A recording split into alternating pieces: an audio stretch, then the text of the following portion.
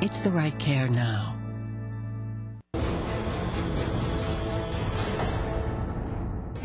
Some really stunning news from the Congressional Oversight Panel for TARP. Its latest report revealing that Fannie Mae and Freddie Mac received more than $240 million in contracts from the Treasury Department. Why?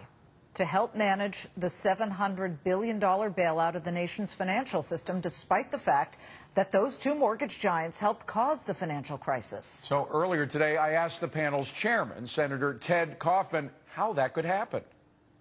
And in Treasury's defense, and what they say is, look, it was important. We have this incredible housing crisis. We had to do something about it, so we had to move quickly. And the only people out there that really had the capability to do it and get started on it right away and hit the ground running were Fannie and Freddie. And the panel raises the question of, well, maybe there were some other private or public people that could have been involved in it. Well, absolutely. And the impression that the American public gets, first of all, this is $240 million of our money that is being spent on these two mortgage giants. As you said, they were involved in scandal after scandal, mismanagement, and a lot of people say that they were one of the prime movers in getting us into this financial scandal. And it also sort of, what it does is solidify in the public's mind this idea that there's this cozy relationship with the people who got us into this mess and government. Yeah, well, no, I think that a lot of people are concerned about that, and clearly this is an example. But remember, I think the good news is, David, when the Congressional Budget Office, which is a bipartisan, does a good job, I think, in making estimates.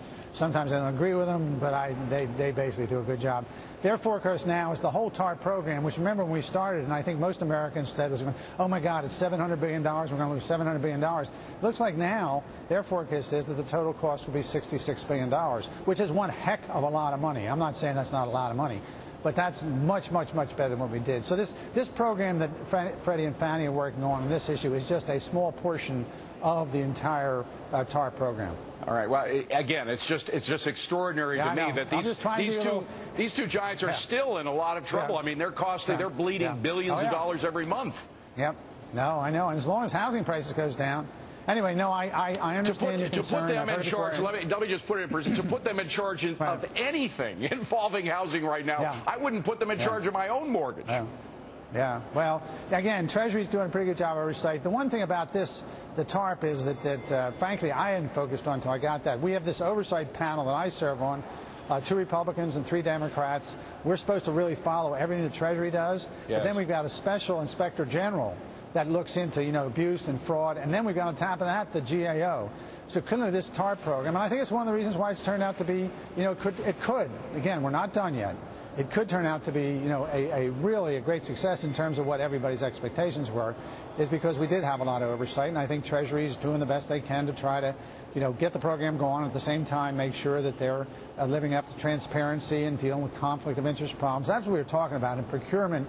When you use private contractors, there's a much greater chance that you could have transparency problems. They don't have to do FOIA, the Freedom of Information Act, and you also have incredible conflict of interest problems. Well, so, look, don't get me wrong. I mean, without the oversight panel, we would be in the dark here. You guys have done a terrific job. Neil Barofsky, the special investigators, doing great work. Liz Warren did when she was involved too. Let me switch quickly to the auto bailouts, which of course became part of the TARP program. When will the government begin to sell its stake of General Motors? Well, first thing is what the proposal now is for General Motors to do an IPO, initial public offering, and then I think when we see where the IPO is, we'll have a much better idea where we're going. But my Lord, whoever thought at this point in the game that anybody be doing an IPO for General Motors? So that it looks, again, you don't know where the market's going. All of a sudden the car market could shift or something like that. Right now, just stepping into it for me, with fresh eyes on it. It looks much, much better than I thought it would have looked when we started a year ago. Yeah, and remember, although in order to get the people's money back, that stock would have to sell for well over $100 a share, which is more than it was commanding at the height of its success about 4 or 5 years ago. So it's going to be hard to get the government's money back, isn't it?